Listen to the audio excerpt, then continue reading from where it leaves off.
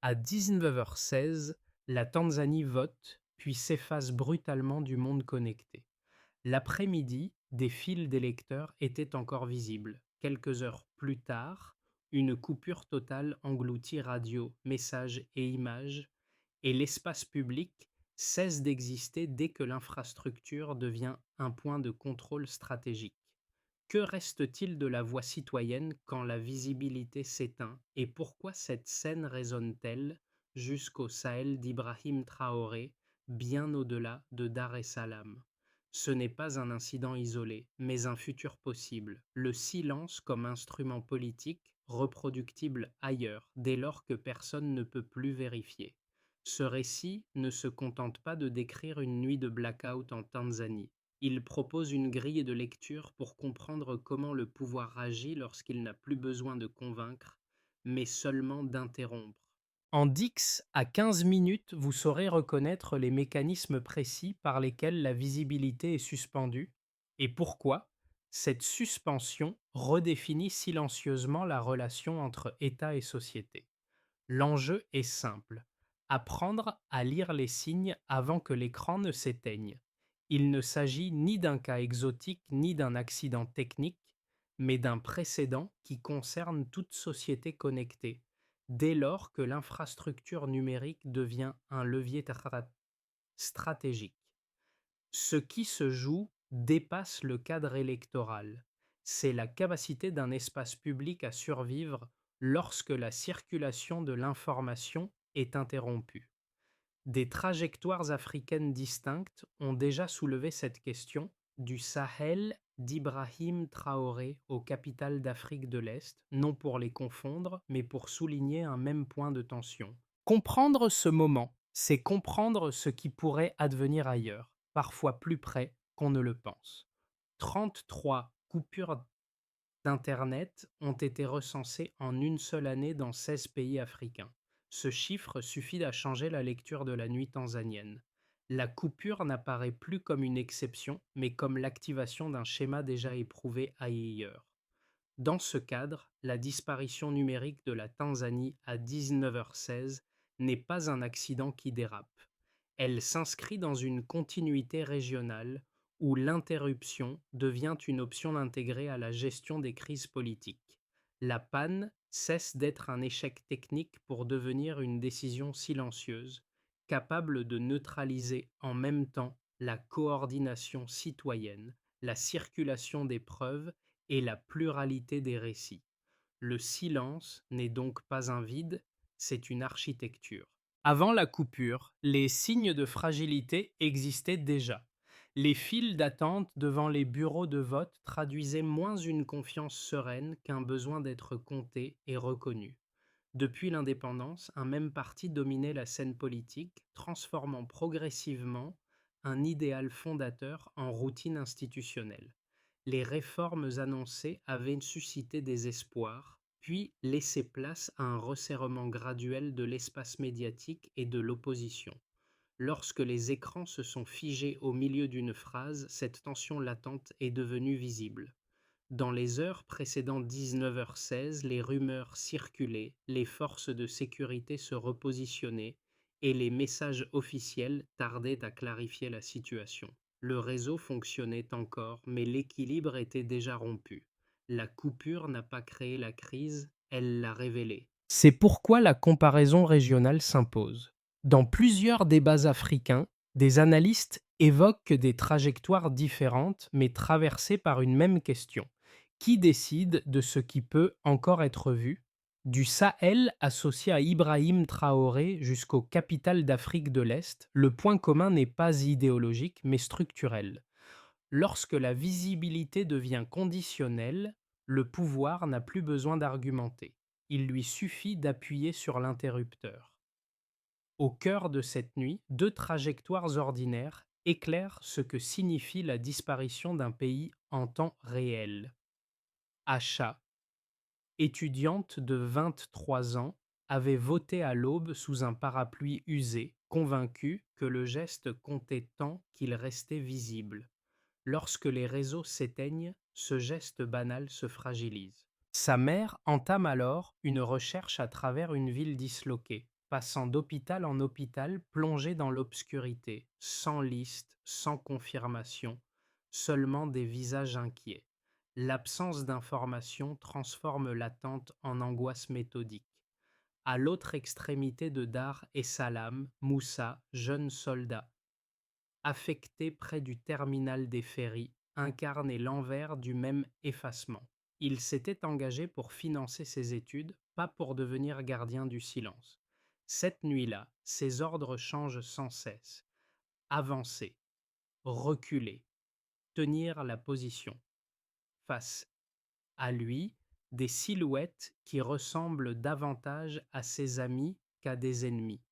Quand l'information disparaît, la méfiance devient doctrine, et la doctrine, justification. Ces deux récits ne se croisent pas par hasard. Ils montrent comment une coupure redistribue immédiatement le risque. Pour Achat, être vu devient une condition de sécurité. Pour Musa, voir clairement devient presque impossible. Entre les deux, l'État ne parle plus. Il interrompt. La coupure n'efface pas la société. Elle la force à agir sans repère. Quand la lumière tombe, la responsabilité change de camp. Avant 18 heures, la ville retenait encore son souffle. Les bureaux de vote fermaient progressivement, les rues restaient animées, les radios commentaient avec prudence, et les téléphones vibraient toujours. Beaucoup imaginaient une soirée tendue, mais maîtrisable, une transition ordinaire entre le geste civique et l'attente des résultats. Puis les premiers signaux faibles apparaissent, la connexion ralentit, les messages mettent plus de temps à partir. Les écrans hésitent, pris isolément, rien d'alarmant. Pris ensemble, ces indices dessinent déjà une rupture en approche. La bascule s'accélère en quelques minutes. Des affrontements sont signalés en périphérie. Les forces de sécurité se redéploient sans explication publique claire. Un couvre-feu est évoqué, jamais formellement annoncé. Les commerçants commencent à fermer par instinct plus que par consigne. Dans certains quartiers, les lampadaires clignotent, les radios s'interrompent au milieu d'une phrase. On parle d'abord de surcharge, puis de panne locale, puis d'un incident plus large. L'incertitude progresse plus vite que toute information officielle. À mesure que la soirée avance, la ville se vide. Les cafés se taisent, les portes se verrouillent, les marchés s'éteignent, des camions militaires apparaissent par points discontinus, sans narration claire pour les accompagner. Les ordres circulent mal, parfois se contredisent. Les habitants apprennent à lire les gestes plutôt que les annonces. La peur devient une mécanique autonome, alimentée par l'absence de repères partagés. Chacun interprète ce qu'il voit, faute de pouvoir vérifier ce qui se dit ailleurs. Dans le quartier de Kigamboni, la recherche d'achat traverse des postes de contrôle improvisés et des hôpitaux plongés dans le noir. Chaque déplacement devient un pari. Les témoignages se fragmentent. Certains parlent de cris, d'autres évoquent de la fumée. Personne ne peut confirmer. La certitude se dissout, remplacée par une accumulation de récits partiels. La ville devient un labyrinthe sans carte où chaque information perd sa valeur dès qu'elle ne peut plus circuler. Sur le port, Moussa respire les gaz lacrymogènes qui dérivent lentement. Ses ordres changent 3 fois dans la même heure. Tenir, reculer, avancer. Les unités se déplacent sans coordination apparente, comme si l'autorité tentait de se recomposer en temps réel. Un taxi roule à l'aveugle pour transporter des blessés, reliant les quartiers par intuition plus que par réseau. Chaque action se déroule sans témoin extérieur, sans image, sans trace immédiate. Puis là vient l'instant précis. À 19h16, Internet s'éteint complètement. Les derniers messages d'opposition apparaissent puis disparaissent aussitôt. Restez chez vous. Protégez vos appareils. N'attendez pas la lumière. L'écran mondial se fige sur la Tanzanie. Ce qui reste, ce sont des villes silencieuses et des décisions prises hors champ. Dans les heures qui suivent, les comparaisons affluent ailleurs sur le continent. Cameroun, Soudan, Éthiopie, un même enchaînement revient. Protestation, tension, blackout. Le silence est présenté comme la paix. Dans ces discussions régionales, certains évoquaient aussi le Sahel et les figures associées à une souveraineté redéfinie, y compris Ibrahim Traoré, non comme cause directe, mais comme point de référence dans un débat plus large sur le contrôle de l'information. La nuit tanzanienne cesse alors d'être locale. Elle devient un épisode lisible d'une méthode qui circule. À l'aube, les rues portent les traces de la nuit. Vitres brisées, affiches détrempées, marchés fermés. Les pêcheurs voient leur prise se gâter. Les routes commerciales restent bloquées. Le scrutin n'est pas annulé, mais son battement est affaibli. La démocratie n'a pas disparu. Elle est sortie de l'écran. Avant la coupure, l'Internet fonctionnait comme un espace public imparfait mais continu. Après la coupure, il devient un levier de contrôle immédiat. Cette bascule se lie à travers trois repères sobres, suffisants pour mesurer ce que la nuit tanzanienne a réellement déplacé, sans multiplier les chiffres ni les extrapolations. Premier repère aide à situer l'ampleur. 33 coupures d'Internet recensées en une année récente dans 16 pays africains. Pris isolément, ce nombre pourrait sembler technique. Placé dans une perspective régionale, il signale une normalisation progressive de l'interruption comme outil politique. L'effacement numérique n'apparaît plus comme un dernier recours face à une crise extrême, mais comme une option intégrée à l'arsenal de gestion des tensions. La Tanzanie ne constitue donc pas une anomalie, elle devient un cas visible d'une pratique déjà installée. Ce glissement change la lecture de 19h16. La panne n'est plus un dérapage, mais une méthode qui circule. Un deuxième repère s'impose ensuite, 24 millions de dollars de pertes économiques estimées à court terme. Cette estimation ne couvre pas l'économie informelle, pourtant majoritaire et difficilement mesurable. Elle correspond à des marchandises bloquées, des prises de pêche perdues, des transports interrompus, des marchés fermés, sans préavis. Mais surtout, ce chiffre ne dit rien de la confiance. Or, la confiance met toujours plus de temps à revenir que les flux financiers. Les bilans comptables se réparent, les réflexes de prudence persistent. Dans les jours suivants, de nombreux acteurs économiques intègrent une variable silencieuse nouvelle, la possibilité que tout s'arrête sans avertissement. Enfin, un troisième repère complète l'image. 70% de la population africaine a moins de 30 ans. Cette donnée démographique rend chaque coupure plus explosive que stabilisatrice à moyen terme. Pour cette jeunesse, le réseau n'est pas un confort secondaire, mais un prolongement social. Être connecté équivaut à être reconnu. Couper l'Internet revient alors à suspendre une forme d'existence publique. Ce décalage générationnel explique pourquoi les interruptions produisent souvent l'effet inverse de celui affiché. Elles apaisent l'image à court terme, mais accumulent la défiance dans le temps. Pris ensemble, ces trois indicateurs bornent le réel. Ils montrent que la coupure retire simultanément la visibilité, la coordination et la preuve. Sans image, les événements ne disparaissent pas, ils deviennent invérifiables. Sans message, les consignes se fragmentent. Sans trace, les responsabilités se diluent. La répétition des justifications officielles, souvent formulées comme des mesures temporaires de sécurité, renforce cette lecture. Le vocabulaire se standardise au même rythme que la pratique. Dans les débats régionaux, cette dynamique est désormais discutée à voix haute. Des analystes évoquent des trajectoires politiques différentes, parfois opposées, mais traversées par une même question de souveraineté informationnelle. Le nom d'Ibrahim Traoré apparaît dans ces échanges comme point de référence symbolique, non pour assimiler des contextes distincts, mais pour interroger une tendance commune. Jusqu'où un pouvoir peut-il aller en affirmant protéger l'ordre en retirant la visibilité? Les chiffres n'expliquent pas tout, ils font mieux. Ils empêchent de réduire la nuit tanzanienne à un incident technique ou à un excès ponctuel.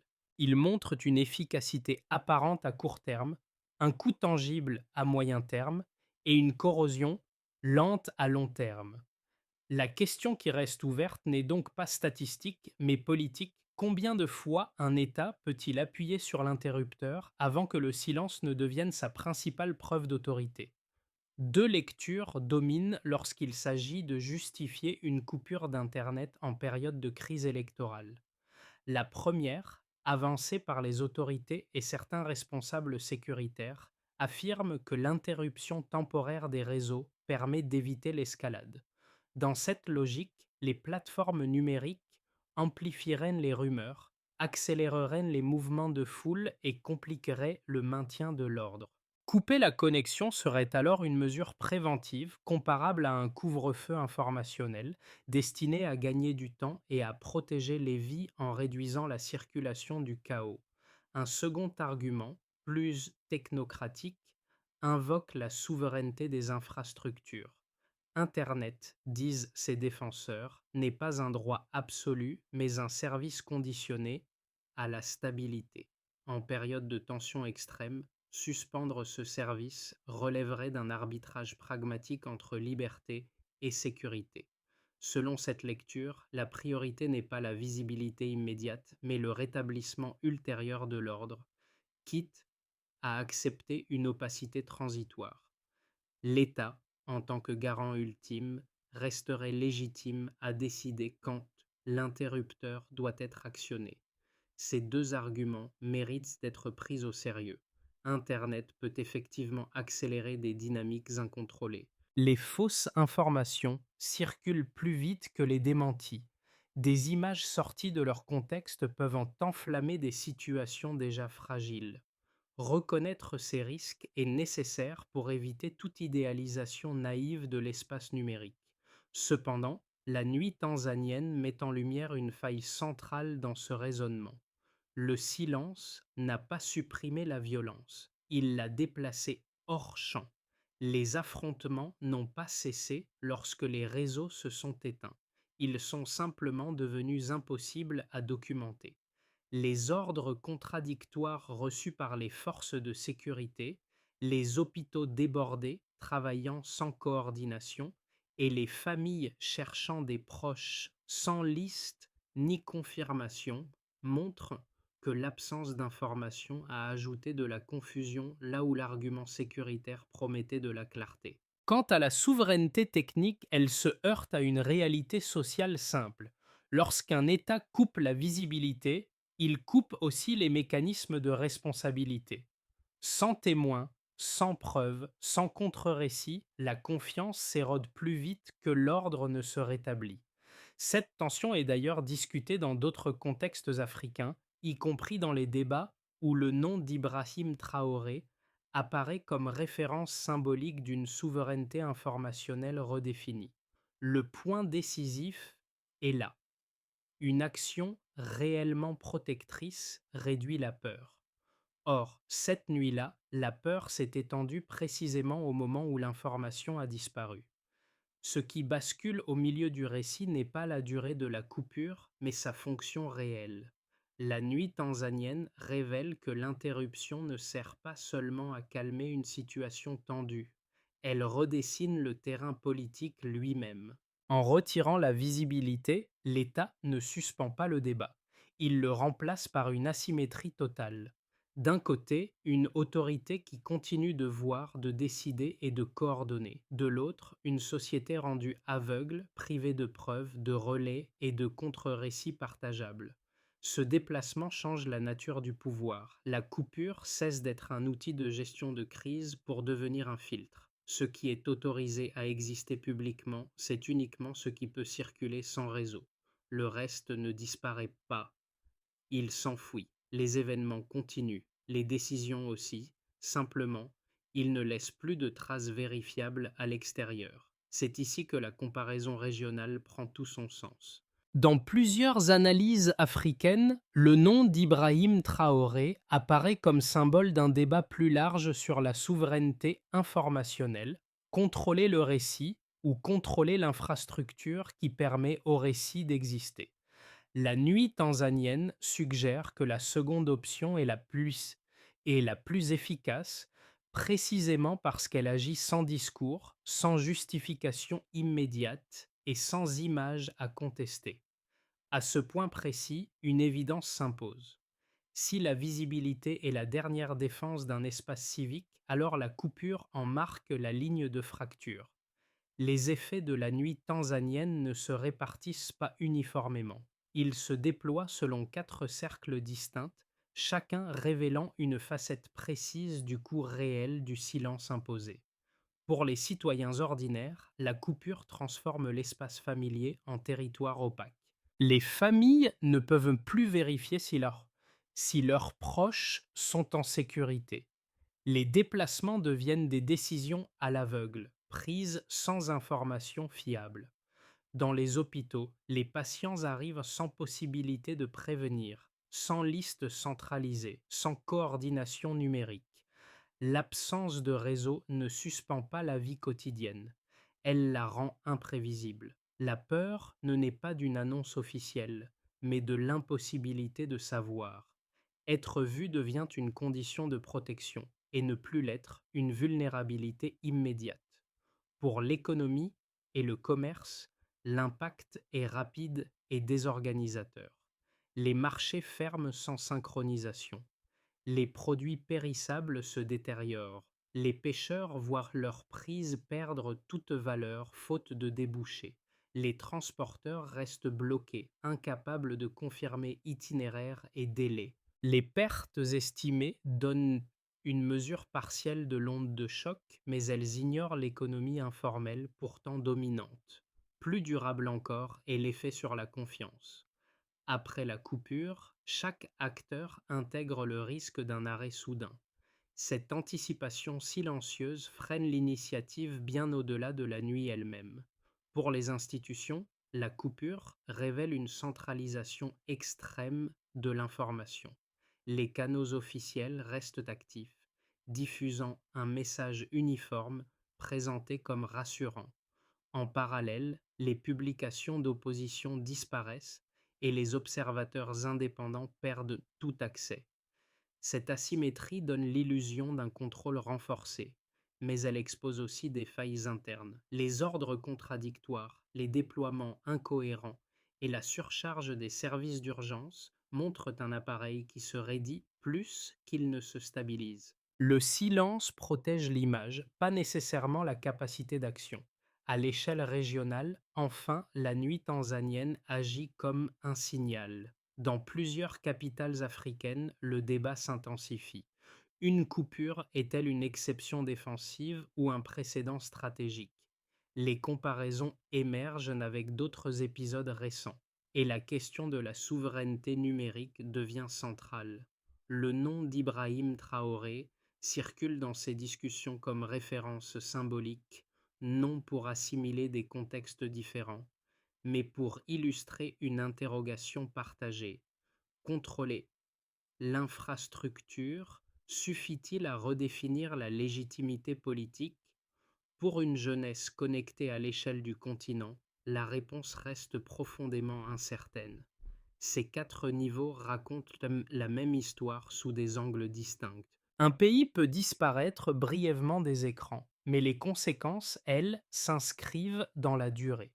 Le silence n'efface pas les tensions, il les redistribue.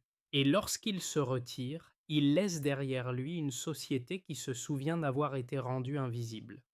À moyen terme, la nuit où la Tanzanie a disparu du réseau ouvre 3 trajectoires plausibles.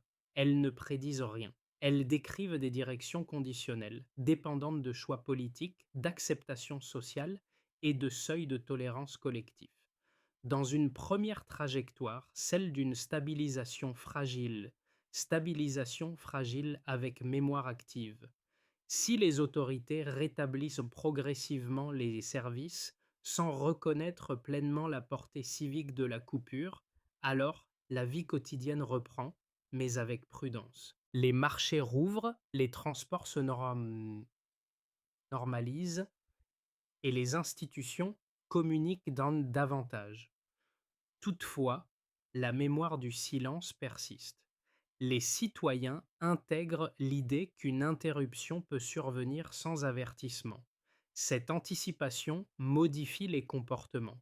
On sauvegarde, on évite l'exposition, on limite la dépendance au réseau. L'ordre est maintenu, mais il repose sur une vigilance diffuse plutôt que sur une confiance reconstruite. Dans une trajectoire plus favorable, ouverture contrôlée et respiration civique.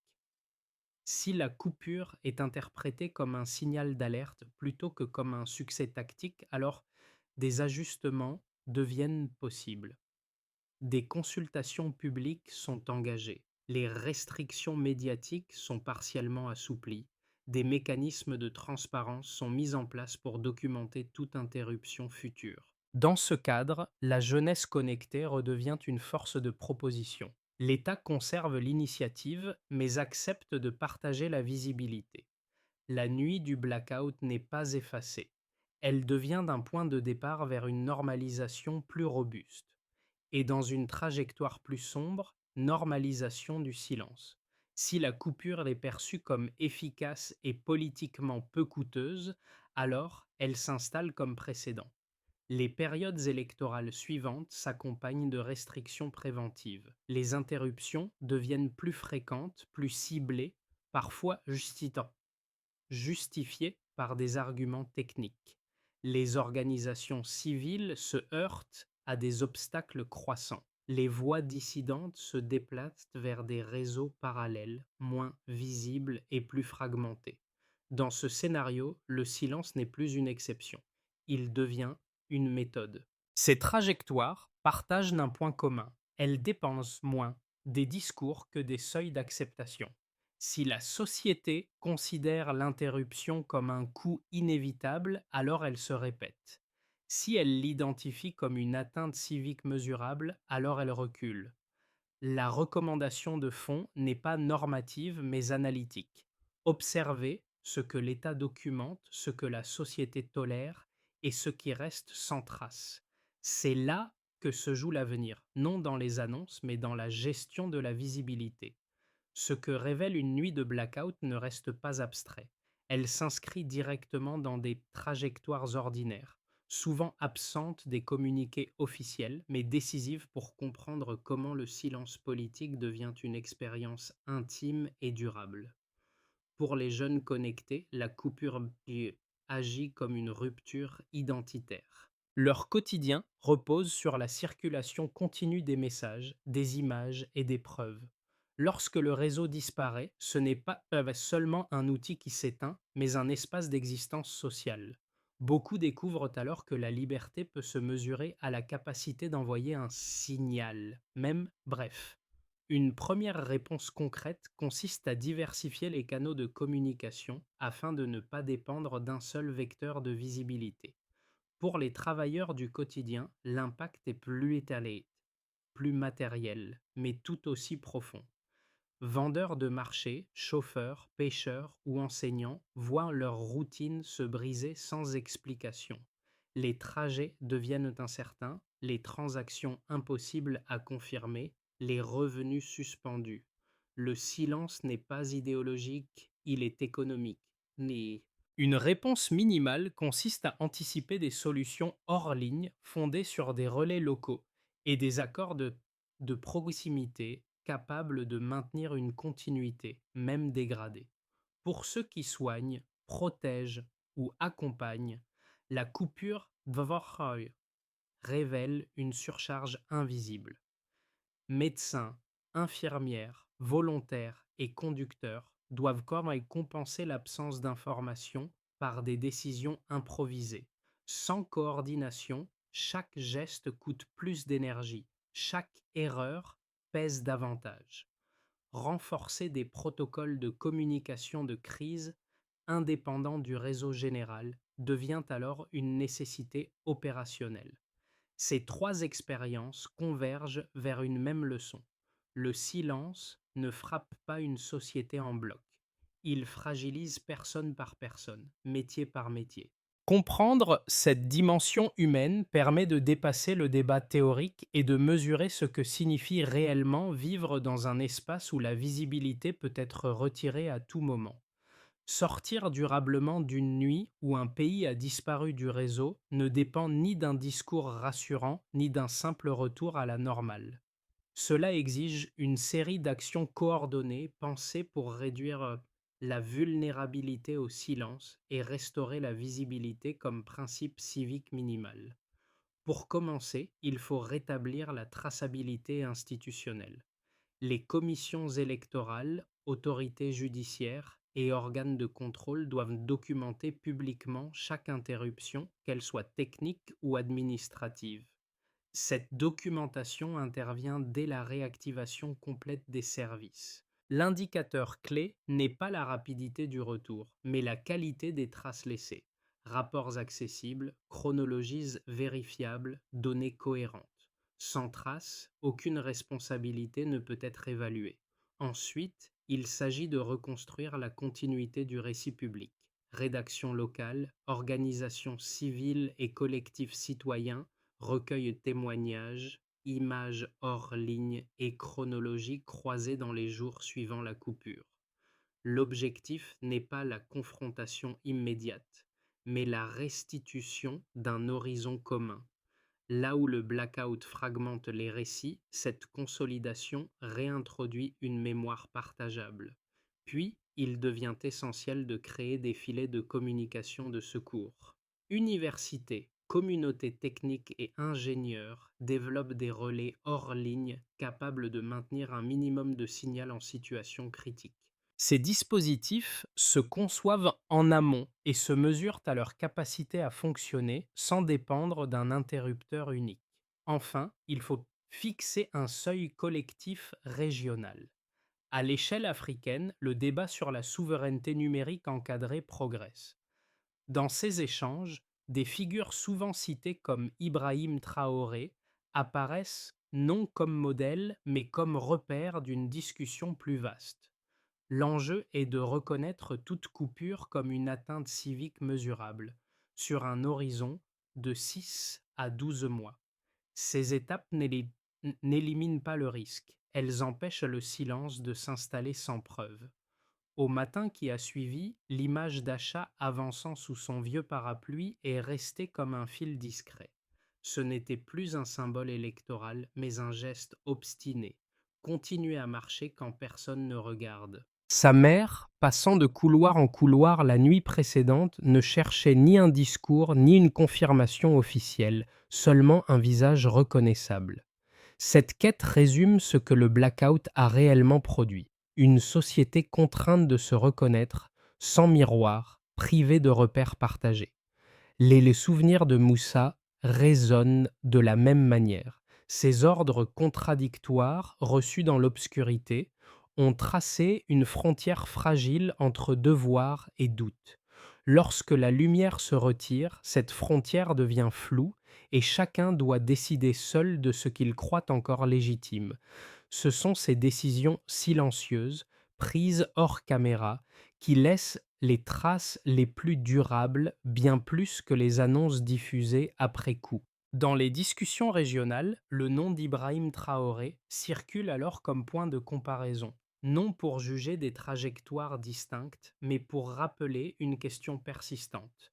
Qu'est-ce qu'un État protège réellement lorsqu'il contrôle le silence? La Tanzanie n'a pas disparu. Elle a montré ce qui arrive quand la visibilité devient conditionnelle. Les marchés ont rouvert. Les voix sont revenues. Pourtant, quelque chose demeure suspendu. La mémoire d'avoir été rendue invisible ne s'efface pas facilement. Elle s'inscrit dans les gestes, les précautions, les regards échangés. Au fond, la mémoire survit toujours au blackout. Cette histoire ne s'arrête pas aux frontières de la Tanzanie. Elle concerne toute société connectée qui s'interroge sur le seuil où la stabilité cesse d'être une promesse pour devenir une pause imposée. Lorsque les réseaux s'éteignent, ce ne sont pas seulement des flux techniques qui disparaissent, mais les liens par lesquels une population se reconnaît, se rassure et se contredit. Observer ces moments de calme soudain, c'est apprendre à distinguer l'apaisement réel de l'effacement organisé. Dans les débats régionaux, des figures souvent citées comme Ibrahim Traoré servent de point de référence pour penser la souveraineté, la visibilité et leurs limites, sans réduire des contextes différents à un seul modèle. L'enjeu n'est pas de trancher, mais de comprendre ce qui se déplace quand l'interrupteur existe et peut être actionné. Si ce récit vous interpelle, partagez-le pour qu'il continue de circuler là où le silence progresse. S'il soulève des questions, laissez-les ouvertes. Parfois, une interrogation suffit à rouvrir un espace commun.